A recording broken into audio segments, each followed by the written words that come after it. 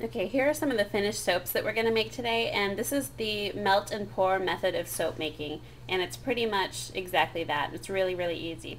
All you're going to need is some soap base. This is goat's milk soap right here, and I cut it into little bricks so it's easier to melt.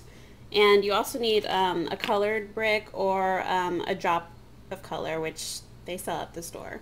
You can get it at Michael's or Joann Fabrics. But this is what they look like in the package, or you can get the little droplets. And this is some scent. This is apple pie scent, and it also you just drop it in, really easy. You're also going to need a knife to cut up your soap, a ladle to pour your soap, and mine is already messed up, filled with soap, and some molds, which you can just get at the craft store too. They're really cheap. So basically all you're going to do is you're going to take your little blocks and put them in your crock pot.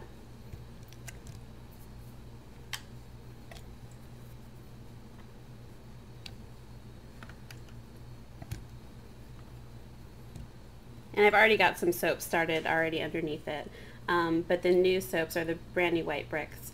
But basically you're just going to let it cook for about an hour or until it turns into soup, and then we're going to start adding some fragrance and everything. So I'm going to let this cook and then I'll be right back. Okay, now we have our soap soup. It's all liquidy, and I'm going to throw in one of these dye bricks and let it melt just a little bit so we can get some of the color in.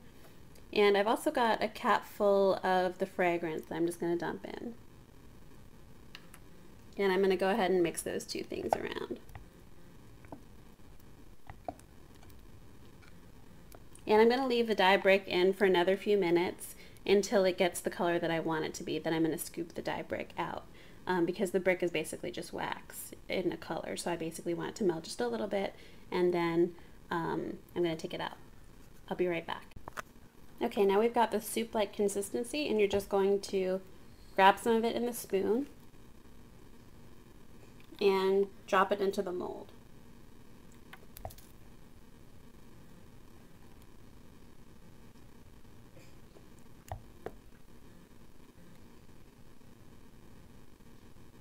And that's it. And then you can just fill up the rest of your molds, and then in about maybe 6 hours or so, you can go ahead and pop them out when it's fully cooled, and they should just slide right out. And that's it. And then you can have a whole bunch of really nice soaps just like these.